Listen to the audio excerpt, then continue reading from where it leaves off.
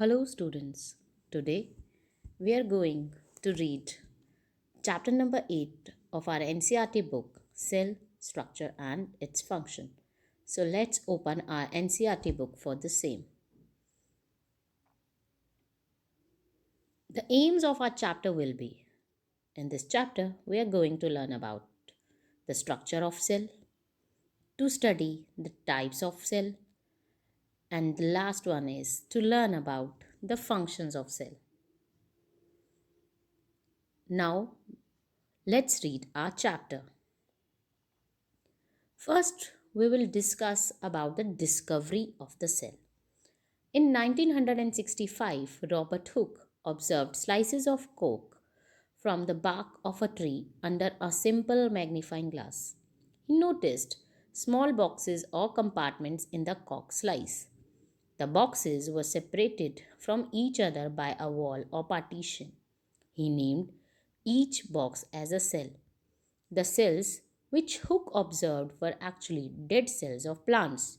This is how the cell was discovered by the scientist Robert Hooke back in 1965. Now it's time to understand what is cell. Cells are the basic structural units of living organisms. Some organisms are made up of a single cell and some are made up of many cells. The number of cells in a tall tree or an animal like an elephant or human being are billions and trillions of cells. Organisms made up of many cells are called multicellular organisms. For example, a tree, an elephant. On the other hand, organisms made up of only one cell are called unicellular organisms. For example, amoeba and paramecium. Now, students, we are going to discuss the shapes of cells. Cells are of different shapes. Some cells keep changing their shape. For example, amoeba, white blood cells in human beings. Some cells are spherical, round, elongated, spindle shaped, or branch. You can have a look at the images given below. Now, we will read about the size of cells. Cells live in living organisms are of different sizes. They may be as small as millionth of a meter or large as a few centimeters. The smallest cell is the cell of bacteria, ranges between zero point 0.1 to zero point 0.5 micrometer. And on the other hand, the largest cell is the egg of an ostrich, that is around 17 centimeter by 13 centimeter. You can have a look at the images given below. This is the image of the onion peel cells observed under a microscope. And this is the image of a human cheek cells observed under a microscope. Now, students, we are going to discuss the structure of a plant cell. Plant cells have cell wall, cell membrane, vacuole, chloroplast, nucleus, and mitochondria.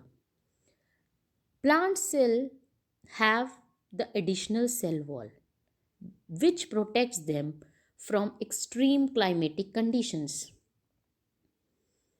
Now, we will learn the structure of an animal cell.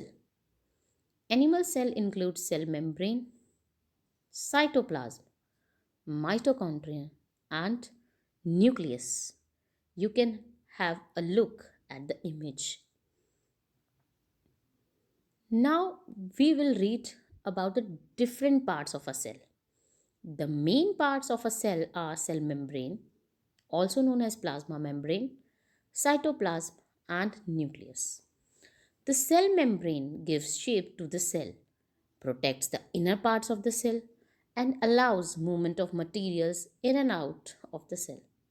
In plant cells, the cell membrane is covered by another thick covering called cell wall.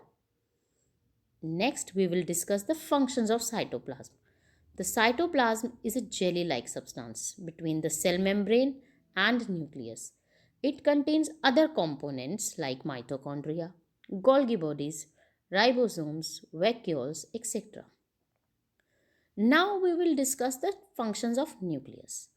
The nucleus is a spherical body generally found in the center of the cell.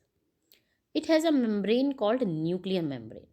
It has a smaller spherical body called nucleus and thread like structures called chromosomes.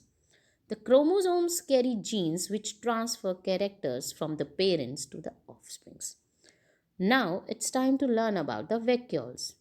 Vacuoles are blank looking structure in the cytoplasm. Vacuoles are large in size in plant cells and small in size in animal cells. Plant cells have several colored bodies in the cytoplasm called plastids. The green colored plastids are called chloroplasts. They contain chlorophyll which help in photosynthesis. So, this is again the structure of an animal and a plant cells together.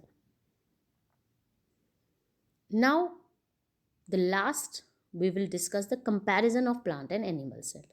If we discuss about cell membrane, it is present in the plant as well as in the animal cell.